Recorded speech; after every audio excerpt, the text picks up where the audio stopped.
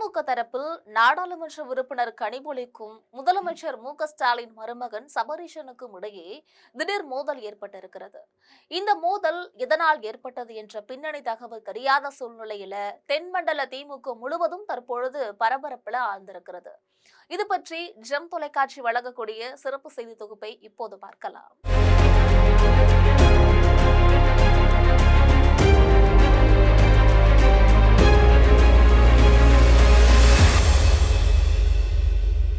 நாடாளுமன்ற உறுப்பினர் கனிமொழி தலைமையில் தற்பொழுது தூத்துக்குடி, திருநெல்வேலி, தென்காசி ஆகிய மாவட்டங்களை சேர்ந்த திமுகவினர் ஒருங்கிணைந்து செயல்பட்டு வருகின்றனர். வரக்கூடிய சட்டமன்ற தேர்தலினை முன்னிட்டு கனிமொழி தென்மண்டல பொறுப்பாளராக நியமிக்கப்பட்டிருக்காங்க. இவங்க தற்பொழுது தூத்துக்குடி, திருநெல்வேலி, தென்காசி ஆகிய மாவட்டங்கள் முழுவதும் சுற்றுப்பயணங்கள் மேற்கொண்டு கட்சியின் உள்கூத்து விவகாரங்களுக்கு முடிவு கொண்டு வருகிறார். இது மட்டுமல்ல, பூத் ஏஜென்ட்கள் வரை அனைத்து பணிகளையும் இரவு பகலாக செஞ்சிட்டு இருக்காங்க. தென் மண்டலத்தை பொறுத்த வரைக்கும் தற்பொழுது கனிமொழி தலைமை தாங்குவதால திமுக தொண்டர்கள் அனைவரும் அவருடைய தலைமையில ஒருங்கிணைந்து செயல்பட்டு வராங்க. தங்களுடைய பிரச்சனைகளை அவரிடம் தெரிவித்து தீர்வு கொண்டு வருகிறார்கள். இது தொடர்பாக அவங்களும் தொகுதி வாரியாக கூட்டங்கள் நடத்தி கட்சியை பலப்படுத்திட்டு இருக்காங்க. இந்த நிலையில தான் முதலமைச்சர் மு.க.ஸ்டாலினோட மருமகனான சபரீஷன் தற்பொழுது தென் மண்டலங்களுக்கு சுற்றுப்பயணம் மேற்கொண்டிருக்காரு. அவரும் தனியாக தொகுதி வாரியாக கூட்டங்கள் போட்டு நிர்வாகிகளை சந்தித்து பேசி வருகிறார். அவர்களிடம் குறைகளை கேட்டறிந்து வருகிறார். மேலும் அவர்களுக்கு வழிகாட்டி போல சில ஆலோசனைகளையும் தெரிவித்து வருகிறார். ஏற்கனவே கனிமொழி தலைமையில் தென்மண்டல திமுக இயங்கி வரக்கூடிய நிலையில திடீரென சபரீஷன் எதற்காக இந்த பொறுப்பில் நியமிக்கப்பட்டார் என்பது மிகப்பெரிய கேள்விக்குறியாக பார்க்கப்படுகிறது. இதன் மூலம் தற்பொழுது தென்மண்டல திமுகவினர் மிகப்பெரிய குழப்ப சூழ்நிலையில ஆழ்ந்திருக்கிறார்கள். அவர்கள் கனிமொழியின் செயல்பாடுகளில் சபரீஷன் தலையிடுவதை விரும்பவில்லை.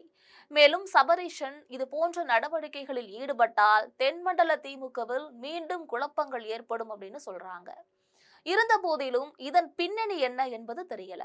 மு.க.ஸ்டாலினோட அனுமதி இல்லாம சபரீஷன் எப்படி இந்த சுற்றுப்பயணத்தையும் ஆய்வுகளையும் மேற்கொள்ள முடியும் அப்படின்ற ஒரு கேள்வியும் எழுந்திருக்கு. இதனிடையே கூட்டணி விவகாரத்துல வைகோ பால்சாமி தலைமையிலான மதிமுகவிற்கு 12 தொகுதிகளும் ஒரு ராஜ்யசபா பதவியும் கேட்டு போர்க்கொடி பிடிக்க ஆரம்பிச்சிருக்காங்க.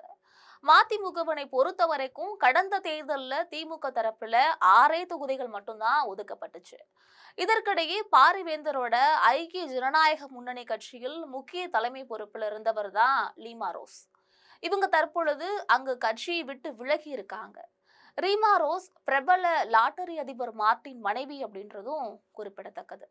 இது மட்டுமல்ல, லாட்டரி அதிபர் மார்ட்டினுக்கு சொந்தமான சென்னை தேனாம்பேட்டை கட்டிடத்துல தான் தமிழக வெற்றி கழகத்தின் முக்கிய தலைமை அலுவலகமும் செயல்பட்டு வந்திருக்கு. ஆதவ அர்ஜுனாவின் தனியார் நிறுவனமும் அங்குதான் செயல்பட்டு வந்தது. தற்பொழுது திமுக தரப்பில் கொடுக்கப்பட்டிருக்கக்கூடிய அழுத்தம் காரணமாக லாட்டரி அதிபர் மார்ட்டின் தேனாம்பேட்டை அலுவலகங்களை காலி செய்யும்படி தமிழக வெற்றி கழகத்திற்கும் ஆதவ அர்ஜுனாவுக்கும் உத்தரவிட்டதாக சொல்லப்படுகிறது. இதனைத் தொடர்ந்து தேனாம்பேட்டையில் இயங்கி வந்த தமிழக வெற்றி கழக அலுவலகமும் மாற்றப்படுகிறது அப்படின்றதும் குறிப்பிடத்தக்கது.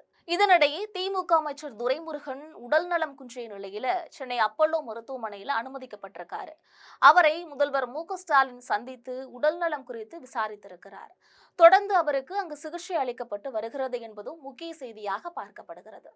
இது போன்ற அரசியல் பின்னணி செய்திகளை அன்றாடம் தெரிந்து கொள்வதற்காக எப்பொழுதும் இணைப்பில் இருங்கள் ஜெம் தொலைக்காட்சியுடன்.